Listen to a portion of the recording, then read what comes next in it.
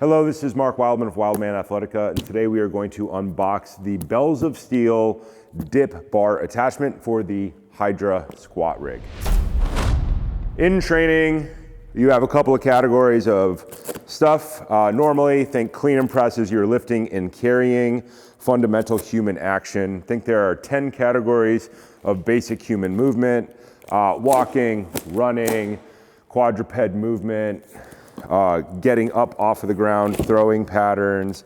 I'm missing a bunch. But normally you do something like kettlebells for your primary fitness in lifting and carrying. Your most important press is probably a standing overhead press.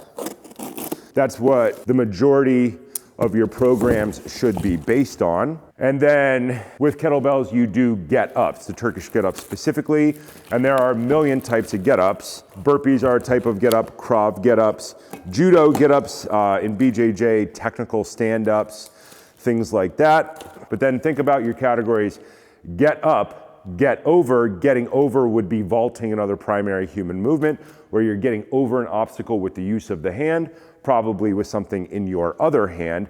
That would be like staff fighting, holding a weapon in one hand, jumping over something, moving toward and away from a target. And the final category is get on top. So think get up, get over, get on top. Dips represent part of get on top. The same way a push-up is part of a burpee, a dip is part of a muscle up or a get over. So dips are something that you should probably do. Also, think about your kettlebell overhead press as going straight up overhead. Think of a dip as pushing straight down. You're doing equal and opposite. They are both pushes, but they go in two completely separate directions.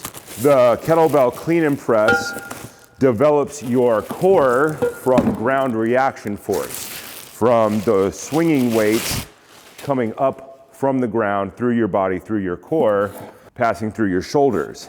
Dip also goes away from ground reaction force and goes into what you might think of as aerial training.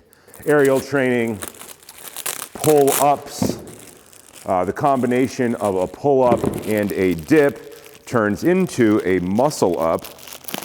Oh, this is really cool. This is the Bells of Steel pin, but it's all laser cut and badass. That's pretty cool. Oftentimes, the standard dip racks at gyms are not tall enough for you to get to the bottom of your dip all the way down thumb to armpit, which is not how a lot of people do it. Most people will do 90 degrees. The greater range of movement is there for applying to get on top of, getting over objects, because you have to pull all the way up and through. Think of it as more of a gymnastics style dip. When you hang a kettlebell off of your flexed toe, you force your core to engage. So a lot of times you'll see people in the gym and they do their dips with a weight belt where they hang weight off of their waist. Or you can hang weight off of your toe. I like the hanging the weight off of the toe method, but you have to have a dip bar in an adjustable height in order for you to accomplish that task.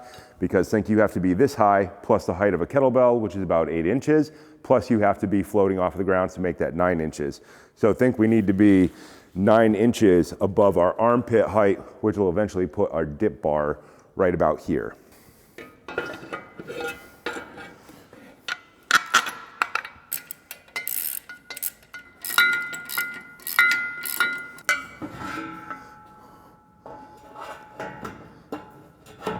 By hanging a kettlebell off of our toe, we force our legs to be straight and we force core engagement. It's a cheap trick, which totally works and is an awesome way to continue to work on your dip strength. Most people in the beginning will do something like run a band through, make a loop, run it through, hook it over the other side, and then people will set their knee on the band in order to give them some assist. Get both knees in there.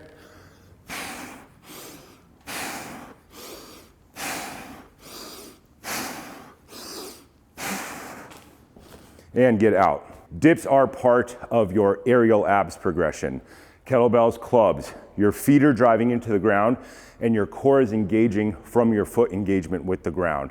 Ground reaction force training for core. Pull-ups, hanging kettlebells off of your toes there, and hanging kettlebells off your toes in dips start to get you into aerial abs, and that is important for things like gymnastics, gymnastic skills. I like it because I need aerial abs in order to do one of my chosen sports, which is circus aerial, specifically hammock, silk, and rope. Kettlebells will always be the best use of your time and money, but life is long and you should do as many sports as you can and get good at them. Get good, durable equipment so that you can train the right way, so that you can do the sports you want to do.